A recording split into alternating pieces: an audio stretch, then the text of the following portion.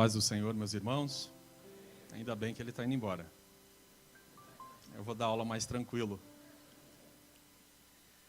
Abra sua Bíblia aí no Evangelho de Jesus Cristo, segundo escreveu Mateus, capítulo 22.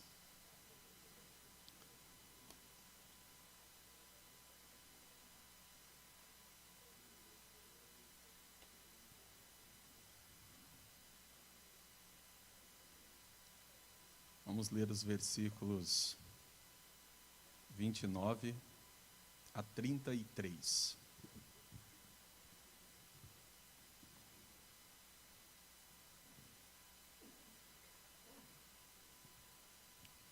Mateus capítulo 22, os versículos 29 a 33 diz assim: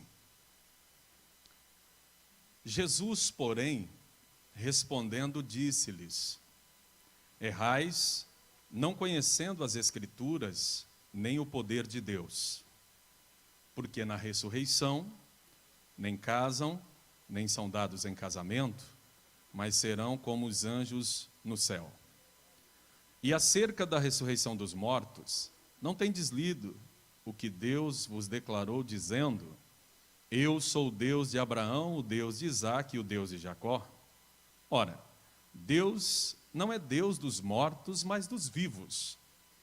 E as turbas, ouvindo isso, ficaram maravilhadas da sua doutrina.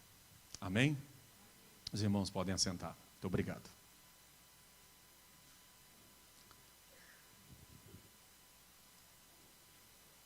Ministrar sobre Levítico é um desafio para se encontrar aplicabilidade dentro daquilo que se discute nesse importante livro do Pentateuco, para se entender como é que deveria se organizar e se proceder enquanto sacerdote, o ofício sacerdotal e as leis que diziam respeito à organização de Israel nas suas várias instâncias. Obrigado, pastor.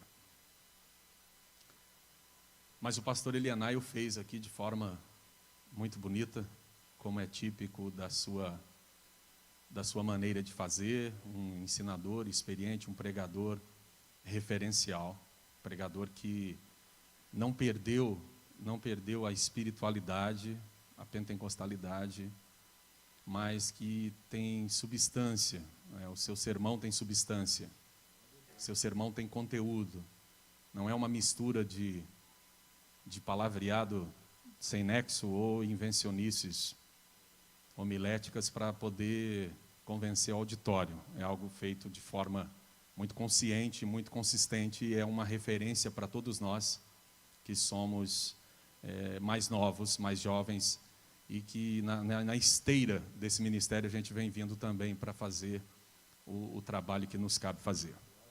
E eu quero agradecer de coração ao pastor Sérgio, meu fior, pela oportunidade que me foi confiada de estar aqui participando com vocês desse evento. Agradecer ao pastor Josias pela acolhida, pela recepção. Agradecer a todos que estiveram na logística desse evento, nos apoiando, nos conduzindo do aeroporto para o hotel para cá, daqui para o hotel, enfim, depois também para o aeroporto. E agradecer a todos vocês pela paciência e o carinho com a gente, que isso a gente percebe, a gente sente quando estamos ministrando, quando estamos lecionando. A preleção dessa manhã foi aberta, né? Me deixou o tema aberto e eu assentei no meu coração esse tema que você tem aí no manual. Você está com o manual na página 79. É um tema que tem bastante áreas para serem desenvolvidas, para serem trabalhadas, para serem discutidas, e eu não vou ter, obviamente, tempo para fazer hoje de manhã. Mas vamos crer que o Senhor vai nos dar algo para a gente meditar aqui nessa manhã sobre isso. É a última preleção.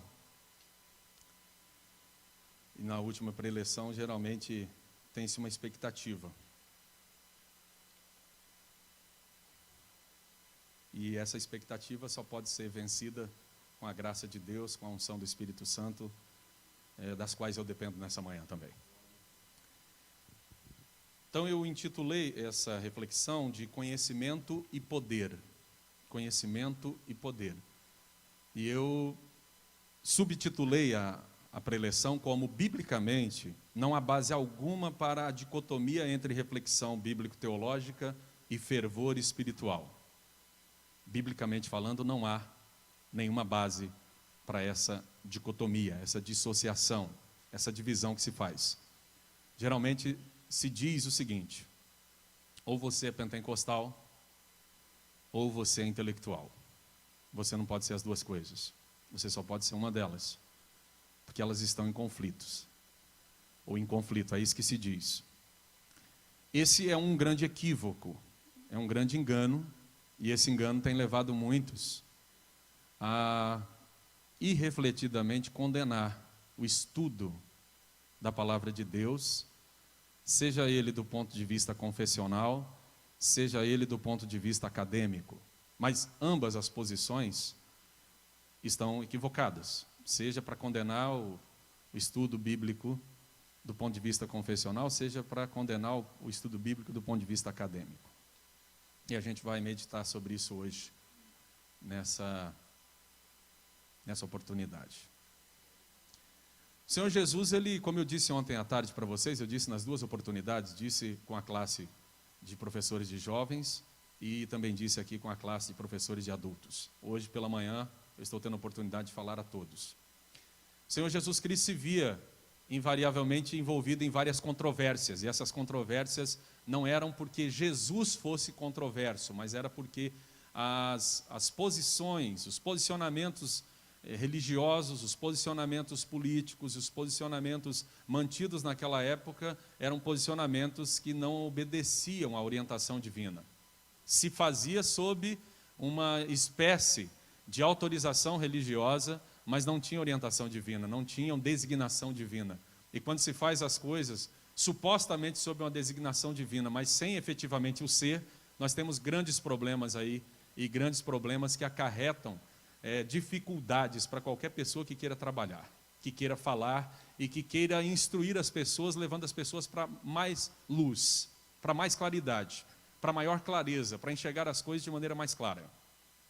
E Jesus fazia isso. Jesus invariavelmente se via envolvido nessas controvérsias, e eram controvérsias de diversas frentes, não é? E nessa ocasião aqui, Mateus capítulo 22, a partir do versículo 15, nós temos duas, o que eles chamam na exegese de perícopes, né? São dois parágrafos que aparecem aqui, mostrando essas duas controvérsias. A primeira relacionada à área do tributo, e a segunda relacionada à área da ressurreição. Todos nós sabemos que a lei do levirato, que era a ideia de se casar, né? Quando um irmão, ele era casado e ele não tinha condição de ter filho, por infertilidade, enfim, qualquer outra coisa, então ele falecia. A sua esposa tinha que ser tomada como esposa do seu irmão, o seu irmão de sangue tinha que casar com essa mulher, e o filho que eles tivessem era suscitado para o irmão que havia falecido. Portanto, é uma lei conhecida como lei do levirato. E essa lei, ela é anterior à lei mosaica. A lei mosaica incorpora essa lei. Essa lei já existe anteriormente. Muitas leis existiam anteriormente e foram incorporadas na cultura judaica, na cultura de Israel. E assim, havia diversas outras formas de legislação que foram incorporadas, que existiam ali no Oriente Antigo. E, portanto, essa era uma delas, e ela ainda era, de alguma forma, observada em algumas comunidades e em alguns setores do judaísmo. E um grupo político-religioso, chamado de saduceus, procura Jesus Cristo e coloca uma questão polêmica para que Jesus pudesse responder. Eles não criam na ressurreição. Eles não acreditavam também em anjos. Mas o que eles colocaram? Eles colocaram, olha, teve uma mulher, essa mulher teve um marido, o marido não teve filhos com ela, e ele veio a falecer. Então ela foi tomada pelo segundo irmão, e assim sucessivamente foram 7. 7 maridos e nenhum, eram todos inférteis. Um negócio bastante dramático. Mas enfim, era uma hipótese, uma situação hipotética para que Jesus pudesse exercer a sua capacidade de pensar e respondê-los, e eles queriam, de alguma maneira, apanhar Jesus numa palavra mal colocada e assim condená-lo. E Jesus Cristo ouve, né, essa questão toda, e aí eles perguntam, ela não teve filho com nenhum deles, mas foi mulher dos 7. E aí, por ocasião da eternidade, por ocasião da ressurreição, a grande pergunta ela vai ser mulher de qual deles, quando eles vierem ressurgir? Porque ela foi mulher dos 7. Qual deles agora será efetivamente seu marido?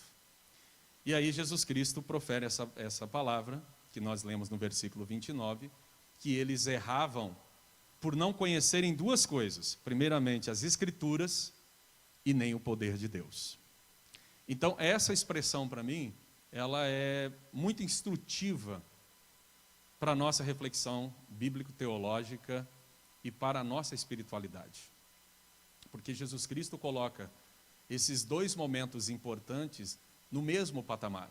Ele coloca, né, o inconhecimento, a falta de conhecimento das Escrituras na mesma altura da falta do conhecimento do poder de Deus. Sendo que o conhecimento das Escrituras ele pode acontecer de maneira meramente teórica, livresca. E o conhecimento do poder de Deus não se pode ser feito a não ser por experiência. Então, Jesus Cristo coloca as duas coisas aqui nesse patamar, mas há uma divergência no sentido do conhecimento das Escrituras, porque esses homens tinham conhecimento das Escrituras, principalmente o outro grupo, que era o grupo dos fariseus, e os escribas, os doutores da lei. Eles tinham conhecimento das Escrituras. Só que o conhecimento das Escrituras que eles tinham era um conhecimento sob uma ótica, sob uma perspectiva, sob uma visão de mundo. E ter conhecimento da Escritura sob uma ótica ou sob uma perspectiva, cuja perspectiva e ótica é manca, ela é atrofiada, ela é estrábica, ela é incorreta, é pior do que não ter nenhum conhecimento. Porque esse conhecimento falso dá uma falsa confiabilidade em você de que você sabe o que está falando. Mas, na verdade, não sabe. Não era o caso deles porque eles sabiam que estavam distorcendo as Escrituras para enganar as pessoas, porque você pode, ocupando a posição de ensinador, usar a Escritura para distorcer conceitos, para aprisionar pessoas, para mantê-las numa jaula religiosa, teológica. Você pode fazer tudo isso. Quem ocupa a posição de ensinador pode fazer para o bem ou para o mal. Isso é fato. E isso vai estar muito dependente do caráter da pessoa. É o caráter de quem ensina que vai dar o tom do que ele ensina, vai dar a finalidade e a objetividade do que ele ensina. Ele ensina para quê? Para libertar pessoas ou fazer pessoas reféns dele mesmo? Então, vai depender disso tudo. O fato é que Jesus ensinava, e ele ensinava para libertar pessoas. Jesus Cristo ensinava para levar as pessoas à liberdade, para levar as pessoas a se responsabilizarem por si mesmos pelos seus atos. Não era para infantilizar as pessoas. E, às vezes, alguns ensinadores, eles querem levar as pessoas ao infantilismo psíquico, ao infantilismo teológico, ao infantilismo doutrinário, ao infantilismo bíblico, a dependência deles a fazer o seu fã-clube particular, seja numa escola dominical, seja num seminário, numa faculdade, ou seja até mesmo na igreja, quer fazer isso. Não era o propósito de Jesus. Então Jesus vai dizer o seguinte: vocês estão errando porque vocês não conhecem nenhuma coisa nem outra. Vocês nem conhecem as Escrituras e vocês não conhecem o poder de Deus. Se vocês conhecessem pelo menos as Escrituras, vocês saberiam que Deus não é Deus de mortos, e sim Deus de vivos. Mas aí vem uma outra questão. E a gente tem que pensar que a lógica divina é diametralmente oposta à lógica humana. E aí entra a questão da racionalidade agora. Quando se fala em racionalidade, se pensa em racionalidade sob a nossa ótica, se pensa em racionalidade com aquilo que é razoável dentro do período histórico em que se está vivendo. Mas dentro do período histórico em que se está vivendo, imagine só, o geocentrismo já foi ciência absoluta. A Terra é o centro do universo. Até que se descobriu que a Terra não é o centro do universo. E nem o Sol é o centro do universo. O Sol é o centro da Via Láctea, de uma única galáxia, e nós temos inúmeras galáxias. Então, veja só, a gente é um pontinho de nada no meio dessa imensidão de existência. É muita pretensão querer saber daquilo que está encoberto para nós. Principalmente quando se refere a questões transcendentais, a questões divinas. Como é que é a mecânica de Deus para agir dessa ou daquela forma? É muita pretensão, é absurdo. Quando a gente não conhece nem a si mesmo e não sabe nem do que é capaz. Principalmente quando a gente faz besteira e diz: poxa, eu não sabia que eu era capaz de fazer essa besteira. Quando eu não conheço nem a mim mesmo, nem as minhas sombras, como é que eu quero conhecer a Deus? Como é que eu quero perscrutar a mente divina? Como é que eu quero dissecar a mente divina? Como é que eu quero fazer uma anatomia divina? Teologia não é fazer anatomia divina. Teologia é dar inteligência para a fé. Mas é uma inteligência que tem que se reconhecer sempre, duvidando de si mesmo, duvidando do seu próprio discurso, duvidando daquilo que enunciou, duvidando dos seus arrazoados, duvidando dos seus resultados. Porque não é absoluta. Até que se descobre que está equivocado e muda completamente a maneira de ver as coisas, a perspectiva, a ótica, a forma de ler. Então veja a perspectiva divina. Jesus vai dizer que Deus não é Deus de mortos, mas é Deus de vivos. E ele cita 3 pessoas aqui. E essas 3 pessoas estão o quê? Ele cita Abraão, cita Isaac e cita Jacó. E essas 3 personagens do Antigo Testamento, importantes, os patriarcas, estão que jeito? Estão vivos ou estão mortos? Hã? Não estou ouvindo direito. Estão mortos. Do ponto de vista humano, estão mortos. Só que Deus, para Deus não há diferença. Está vivo ou está morto, do nosso ponto de vista, da nossa perspectiva. Porque Jesus cita eles 3 como se estivessem vivos. Porque ele diz, Deus não é Deus de mortos e Deus de vivos. E cita 3 homens que já morreram há muito tempo. Dá para você entender? Por que Jesus está fazendo isso? Jesus está fazendo isso por uma coisa. Eu me lembro de uma frase de um autor, um historiador muito importante do cristianismo, da história da igreja, que diz o seguinte: a tradição, ele chama Jaroslav Pelikan, a tradição é a fé viva dos mortos, mas o tradicionalismo é a fé morta dos vivos. Então Jesus Cristo estava dizendo exatamente isso. A fé de Abraão, de Isaac e Jacó nutria aquele povo até aquele período. Apesar deles estarem mortos, a tradição deles mantinha a fé daquele povo daqueles dias viva. Mas daquele povo daqueles dias que esperava de forma correta a vinda do Messias, não para qualquer um. Para aqueles que seguiam simplesmente o tradicionalismo, eles mantinham uma fé morta, de gente viva, porque quem estava colocando e estabelecendo tradicionalismo eram os grupos político-religiosos dos dias de Jesus. Então a gente precisa observar o seguinte: existe diferença entre tradição e tradicionalismo. E Jesus Cristo estava sempre convergindo com a tradição, mas Jesus estava sempre divergindo do tradicionalismo. E aí o Senhor Jesus Cristo estava explicando exatamente o fato de que não eram com os conceitos humanos que se entendia a ressurreição, porque na ressurreição não se casavam, não se davam em casamento, mas serão como os anjos no céu. E da mesma maneira, da mesma forma, a questão permanece. A questão permanece. Os anjos são seres espirituais. E aí se pergunta, né?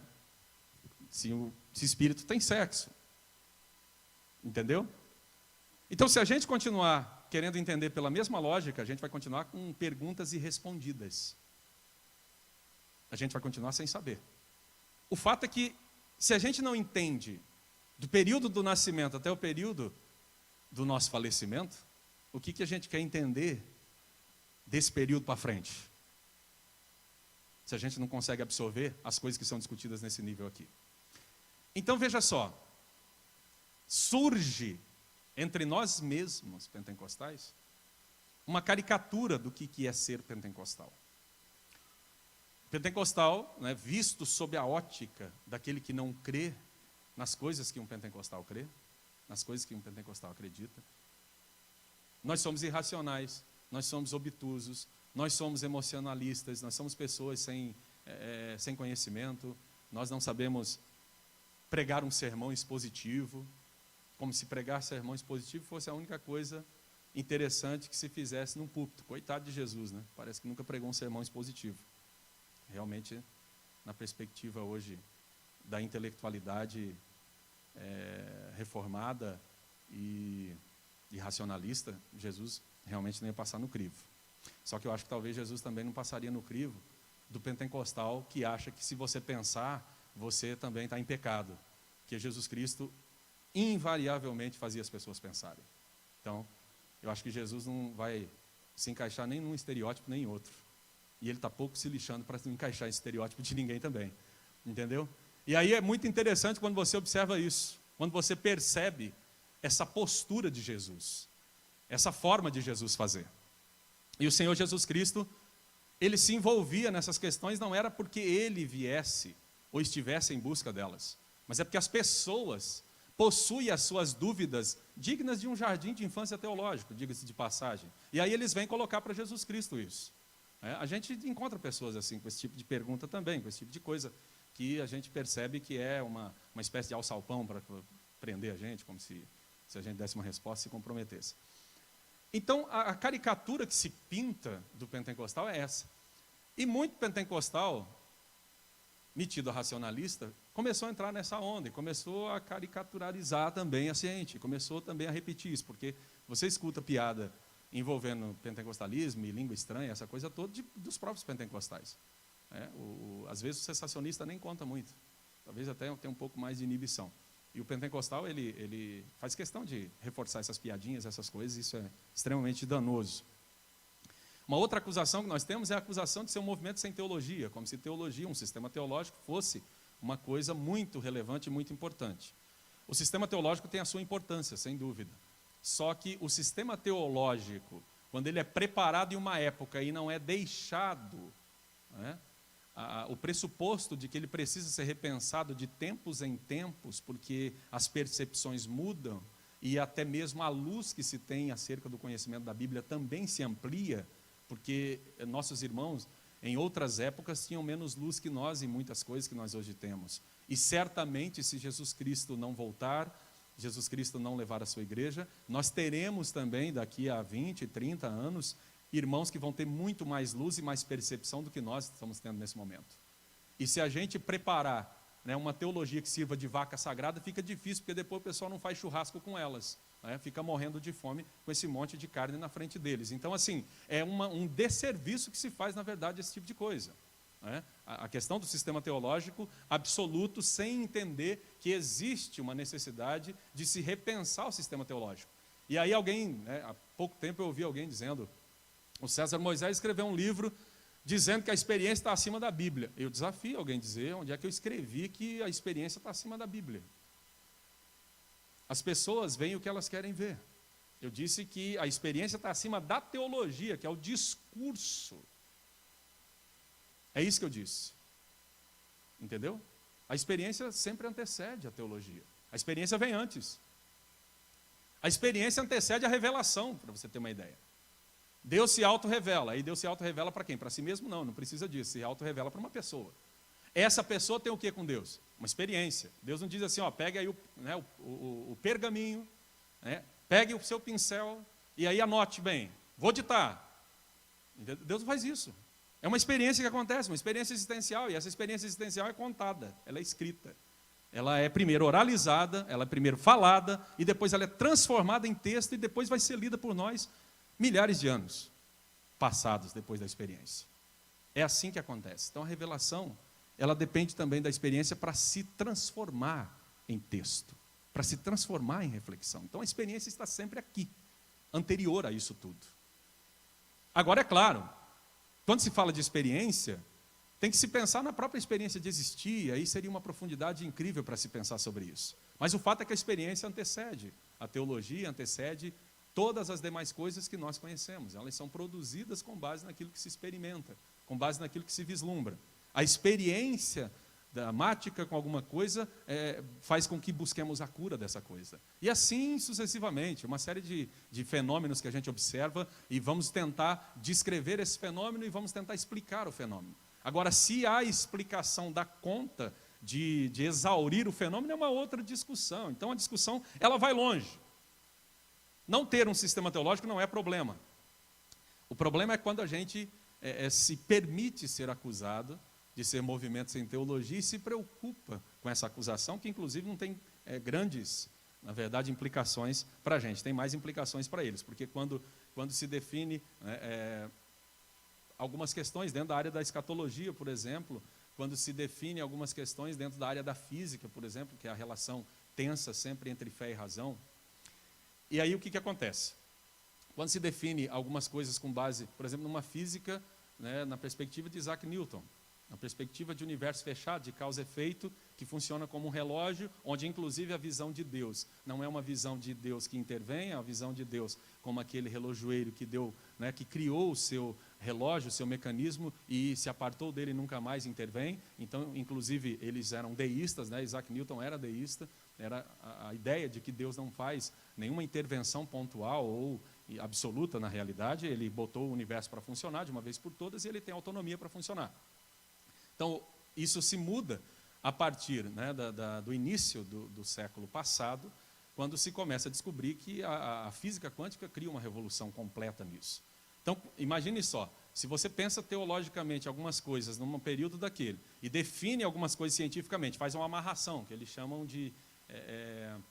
eles têm uma expressão bastante específica para essa amarração dos conceitos científicos com aquilo que a Bíblia Sagrada coloca. É concordismo, se chama, né? Você faz um concordismo entre conceitos da Bíblia, ou que se entende da Bíblia, e com a descoberta científica daquele momento. Quando aquela descoberta científica ela cai por terra, o que acontece com esse conceito da Bíblia? Ele parece obsoleto também. Então as pessoas não entendem que isso é um desserviço se fazer esse tipo de concordismo, esse tipo de amarração com a ciência, por exemplo. Então, precisa estar sempre aberto a esse aspecto, porque a Bíblia ela está superior a isso, ela independe disso. Eu não dependo de descoberta científica, arqueológica, para poder acreditar na Bíblia. Ou eu acredito na Bíblia por fé, ou eu não acredito. Parece ser uma posição muito fideísta, né? A ideia de que eu creio sem nenhuma espécie de evidência. Mas se eu quero evidência para crer, eu não vou crer no principal milagre da Bíblia, que nos define, inclusive, como servos de Deus, que é a ressurreição.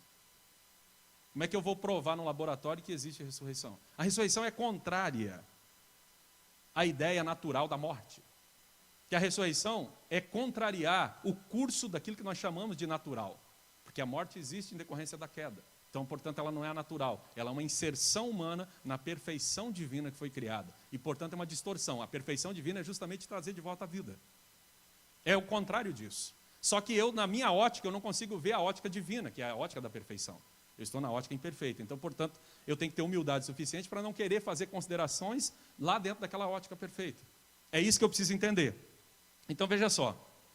O que o pentecostalismo, ele na verdade faz? Ele não faz nada mais, nada menos do que acreditar no texto bíblico da forma como ele se apresenta, na sua simplicidade.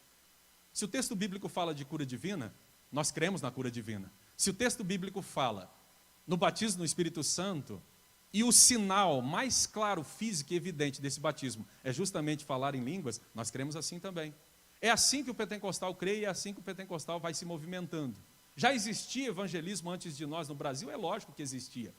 Existia um evangelismo que não era tão popular quanto veio a ser entre os crentes pentecostais, isso é um fato também. O crente pentecostal foi aquele crente que, sem nenhum preparo teológico formal, apesar de que Gunnar Wingre era formado em seminário nos Estados Unidos, ele começou a pregar o evangelho de forma muito simples, e ao ser batizado no Espírito Santo, a pessoa já se sentia vocacionada a reproduzir essa mensagem para outros. Então, o que acontece? O pentecostalismo nada mais é do que o sacerdócio universal dos crentes.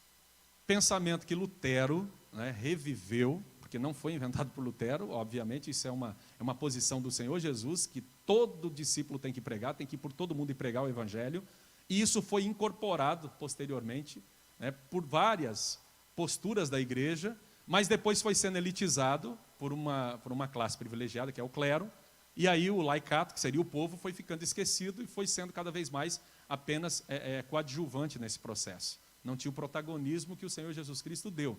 Jesus Cristo deu protagonismo para todos os seus discípulos. Não fez distinção. Ele deu esse protagonismo e ele permitiu que isso viesse. E ele falou, vocês não vão estar sozinhos. Não pense que vocês vão fazer isso sozinhos. Vocês não podem fazer isso sozinhos. Eu vou enviar outro Consolador. Então Jesus não mandou que nós fizéssemos essa atividade sozinhos. E é claro, Jesus fez isso. E ele fez isso de maneira absoluta. Jesus fez isso de maneira global para toda a igreja. Só que ele também fala lá em Atos dos Apóstolos, capítulo 1, versículo 8, do revestimento de poder. Que eles deveriam ficar em Jerusalém até que do alto fossem revestidos de poder. E então a gente entende que aquele revestimento de poder, que não se esgotou no primeiro século, não tem um só versículo da Bíblia que diga isso. Aquele revestimento de poder, ele continua acontecendo. Ele continua sendo evidenciado, ele continua vindo pela história. E se você pensar que pentecostalismo é um produto norte-americano do século passado, você está errado. Por que está errado?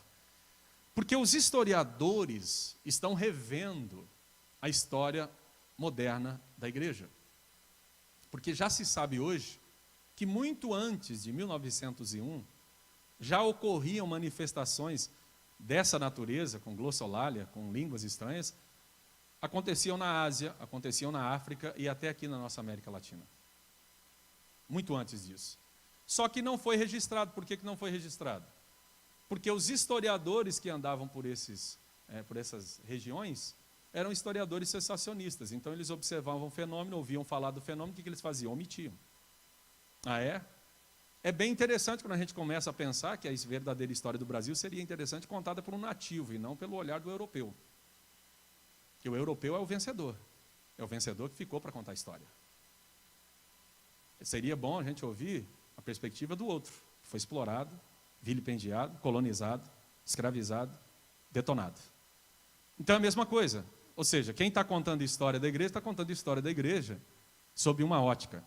Quer ver aquele autor famoso, o Justo González, mexicano, que tem uma trilogia, 3 livros, uma história do pensamento cristão.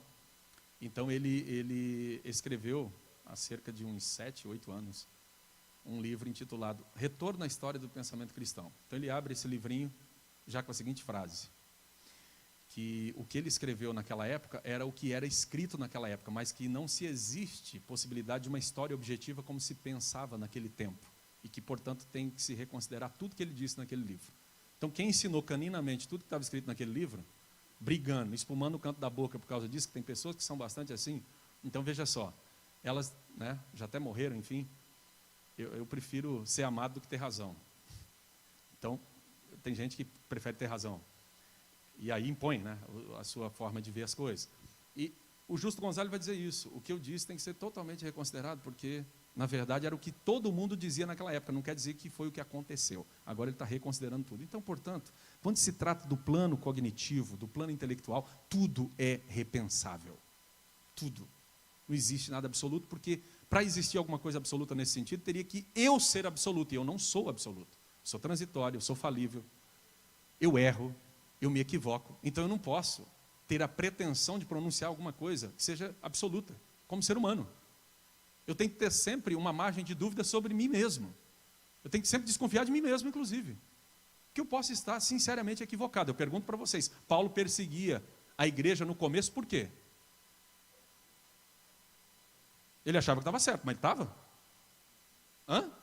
Está cheio de gente assim, sinceramente equivocado. Está cheio de gente assim. E Paulo fazia tudo isso com o Antigo Testamento na mão. E Paulo fazia tudo isso achando que estava fazendo em nome de Deus. Então tem muito equívoco feito em nome de Deus. Muito equívoco feito em nome de Deus. E o pentecostalismo não é nada mais, nada menos do que a obediência daquilo que Jesus Cristo mandou que se fizesse. Pregar o evangelho para todas as pessoas. Examinar as escrituras. Então o livre exame das escrituras, lógico que não é livre interpretação, mas é livre exame, ele precisa ser um fato. E dentro desse aspecto da reforma protestante, esses 2 pilares importantes, que inclusive esses 2 pilares, o livre exame das escrituras e o sacerdócio universal dos crentes, ele é luterano mesmo, ele é de Lutero. Agora, o que se pensa, né, os princípios reformistas que foram definidos posteriormente, né, os 5 solas, por exemplo, eles não são propriamente de Lutero, são de pensadores posteriores que vieram para falar acerca do pensamento reformado e do pensamento luterano, enfim. A grande questão é que o crente pentecostal, ele lê o texto bíblico dentro da sua simplicidade, dentro da sua forma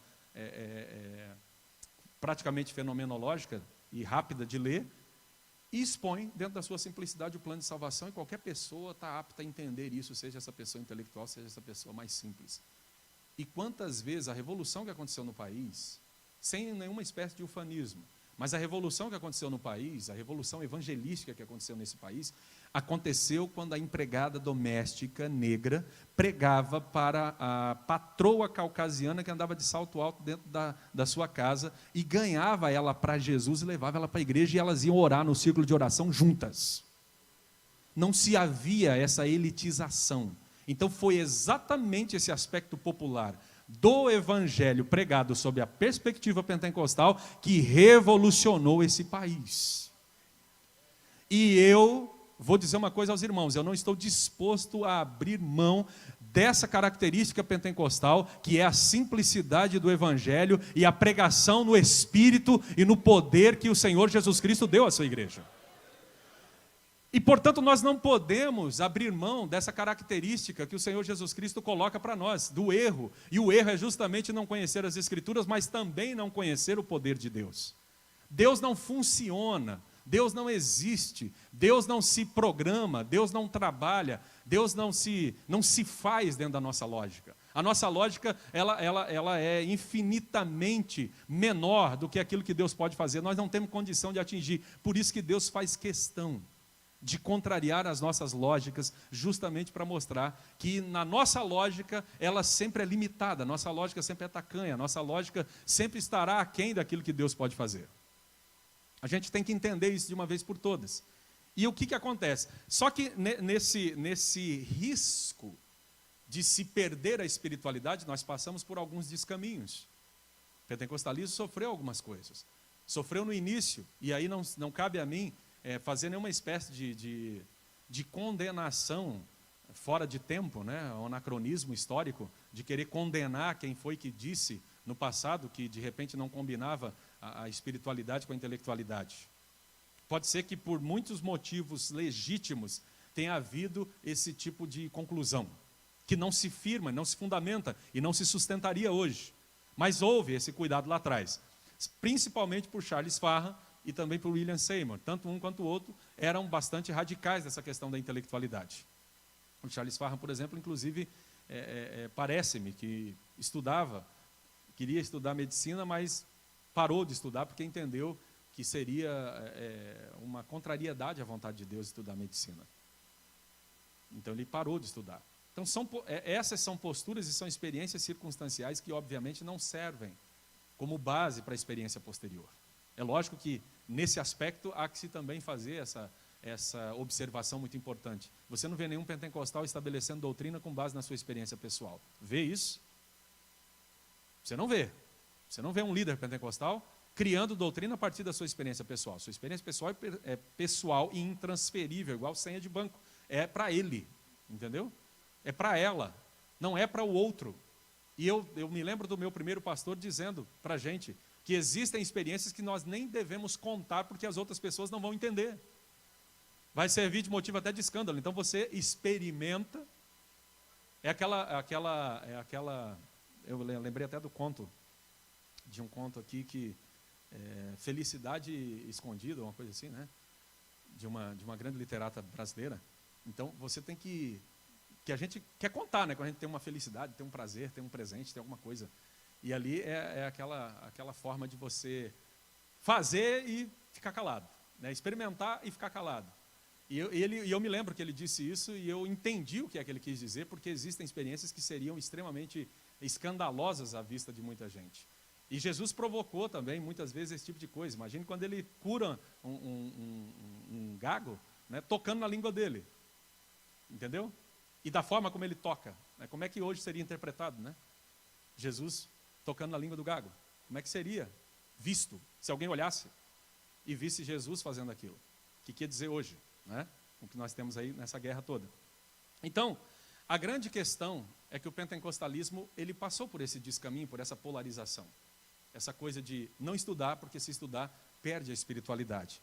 E aí, houve bastante equívoco e discussões e problemas em relação a isso tudo, que acarretou, é lógico. Dificuldades. Então, hoje nós temos uma polarização, né? Uma caricatura do que é ser pentecostal, que significa inventar milagres que não aconteceram, ensaiar batismo no Espírito Santo, mandando as pessoas enrolar a língua, né? Que tem esses pregadores aí que fazem isso, Tem uma série de caricaturas e figuras absurdas dentro do pentecostalismo fazendo essas coisas. Mas o verdadeiro pentecostal sabe muito bem que a experiência do Espírito, ela não é uma experiência que você marca data para acontecer, ela não é controlada por ninguém e ela acontece de forma inesperada. Eu poderia contar minha experiência pessoal aqui, eu não sei quantos minutos eu tenho, porque pelo horário oficial acabou. Você me diz aí, por quê? 6 minutos? É mesmo? Poxa, eu estava com uma vontade danada, rapaz. Eu estava com vontade de negociar, o chefe passou do horário dele. Ainda bem que ele foi embora. Eu estava com vontade, entendeu? Sério mesmo. Eu nem fui para outro texto ainda, que eu tenho outro texto que eu queria ir com vocês. Mas tudo bem. Eu não fui nem para outro texto ainda que eu queria ir, rapaz. Então, essas caricaturas, elas fazem os jovens hoje se decepcionar com o pentecostalismo, e aí eles estão caindo no canto da sereia do cessacionismo. Pensadores cessacionistas, né, vão para o YouTube, vão para a internet e vão fazendo os seus discursos, e os seus discursos são discursos convincentes do ponto de vista intelectual, mas de uma intelectualidade, uma racionalidade proveniente do século XVII e XVIII. Entendeu? Que via-se o universo de forma de causa e efeito, newtoniano, fechado e sem nenhum espaço para experiência. Então, para a gente corrigir isso, a gente precisa resgatar a característica imprescindível que marca o nosso pentecostalismo, que é justamente dar às pessoas o direito de elas serem protagonistas desta história da igreja nessa fase que nós estamos atravessando. As pessoas têm que parar de serem consumidores de culto. As pessoas têm que voltar a serem adoradores do Senhor, adorando Ele em qualquer lugar. Porque o consumidor de culto, ele vai consumir o culto à medida que o culto lhe for palatável. Mas o culto não é para mim nem para você. O culto não tem que ser palatável para mim nem para você. O culto tem que ser absorvido e recebido pelo Senhor a quem nós prestamos culto. E aí, nessa perspectiva, a minha vida é um culto ou não é um culto? A minha vida é um estilo de adoração ou não é um estilo de adoração? Tudo que eu faço é para a glória ou não de Deus. Inclusive, eu posso pregar para a minha própria glória, eu posso ensinar para a minha própria glória, eu posso escrever para a minha própria glória, eu posso cantar para a minha própria glória, eu posso fazer tudo para a minha própria glória e tirando a glória de Deus e fazendo no culto e nós consumindo, só que Deus se sentindo extremamente aviltado com isso. A gente não precisa abrir mão de ser pentecostal, pelo contrário. O genuíno e verdadeiro pentecostal sempre estará se sentindo devedor do seu Senhor, a sua causa, porque ele sabe que ele não fez ainda o que ele deveria fazer diante do que ele recebeu do Senhor. Mas ele sabe também que ele só pode fazer isso se ele tiver também conhecimento da palavra. Então o verdadeiro pentecostal, ele sempre buscou conhecimento da palavra. Por quê? Porque ele sabe que aquele ímpeto do Espírito que ele recebe, aquela carga poderosa do Espírito Santo que ele recebe para pregar a palavra de Deus, não pode fazer nada sozinha se ele não tiver conteúdo para dividir. E aí entra a importância do ensino da palavra de Deus, do culto de ensino, da escola dominical, do seminário teológico da igreja, da faculdade da igreja, para poder arregimentar e preparar e dar ferramenta para esse obreiro utilizar na obra do Senhor. Então nós temos todos os níveis de conhecimento para preparar pessoas, e a escola dominical é a escola de educação popular para preparar a irmã e o irmão, que são praticamente leigos teologicamente falando, mas conseguem ter o conhecimento mínimo necessário para falar do plano de salvação para as pessoas, para falar do evangelho para as pessoas. O que é que fazia um irmão muito simples pregar esse evangelho? Era o batismo no Espírito Santo. Ele era batizado com o Espírito Santo, ele já se sentia naquele exato momento vocacionado a dividir aquilo que Deus lhe deu. Ele não podia ficar para si, ele tinha que dividir. Então hoje nós temos um analfabetismo muito terrível, biblicamente falando, que tem inviabilizado esse trabalho que sempre foi feito pelo pentecostalismo, pela Assembleia de Deus em todo o Brasil, que é pregar esse evangelho de forma simples. Portanto, nós precisamos reencontrar essa convergência bíblica entre fervor e intelectualidade. Não se separam. Todas as vezes que nós caímos no formalismo, nós perdemos a oportunidade de desfrutar do sabor que é experimentar um pedacinho do que será na plenitude do Espírito, na presença do Senhor. E todas as vezes que nós extrapolamos essa carga espiritual dada pelo Senhor para nós, e entramos não na meninice, mas na invencionice, na manipulação inescrupulosa do público, ou até mesmo para se mostrar, nós caímos no fanatismo e perdemos a oportunidade de equilibradamente desfrutar de tudo aquilo que o Senhor tem para nós. Eu nunca esqueço, e nunca vou esquecer, daqui o que o texto bíblico me mostra, da principal aula que Jesus deu, da maior aula que ele deu. Capítulo 24 de Lucas, eu vou encerrar agora. O Senhor Jesus Cristo, final de tarde, ele vai encontrar 2 dos seus discípulos que vão decepcionados pelo caminho, voltando de Jerusalém para Emaús, falando mal dele. E ele se aproxima. O que vocês estão conversando aí? Que palavras vocês estão trocando aí?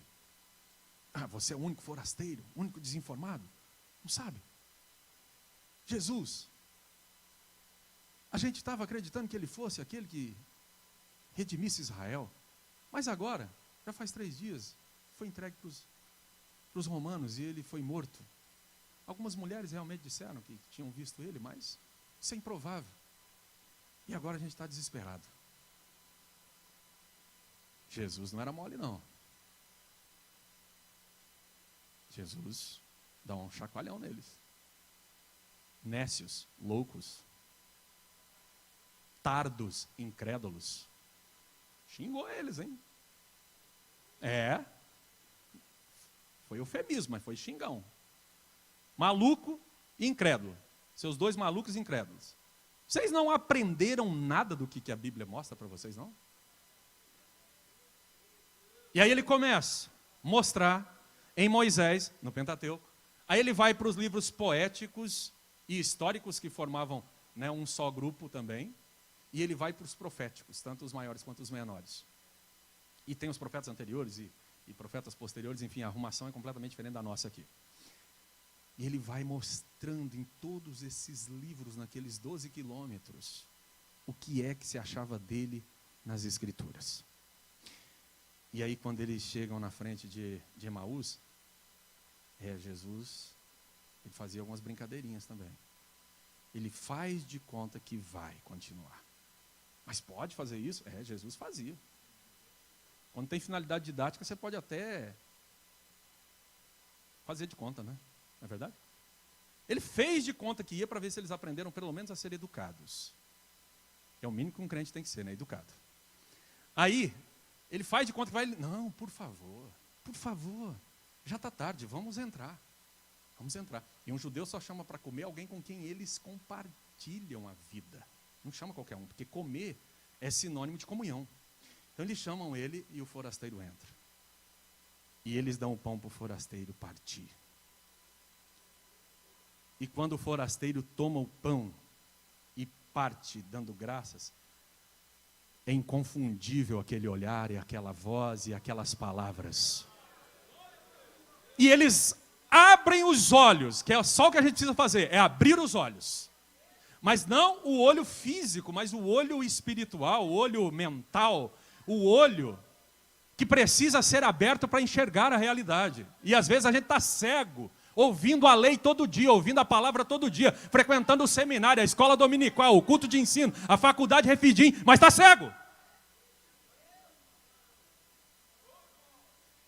Os olhos abrem e eles conhecem, e ele na mesma hora desaparece.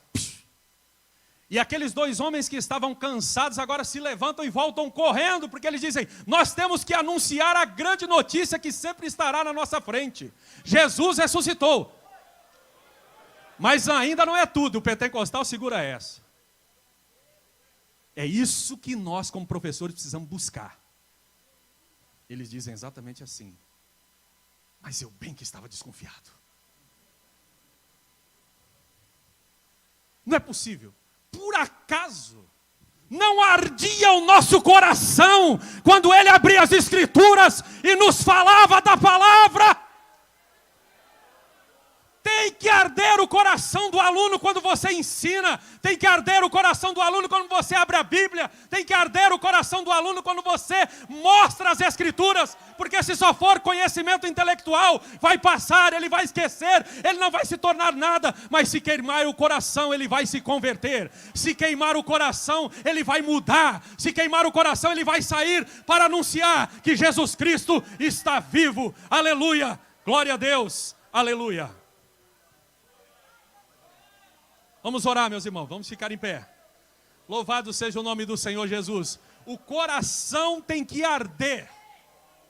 Tem que arder quando você ensina, mas não depende de você, depende do Espírito. Prepare-se intelectualmente e dobre os seus joelhos diariamente, porque o Espírito vai fazer a parte que lhe compete. Seja uma ferramenta pronta nas mãos do Senhor para levar a palavra de Deus, e o Espírito convencerá as pessoas que você está ensinando. Louvado seja o nome do Senhor Jesus Cristo, louvado seja o nome do Senhor. Aleluia, aleluia, aleluia, aleluia. Aleluia, aleluia, aleluia, aleluia. Aleluia, aleluia, aleluia, aleluia.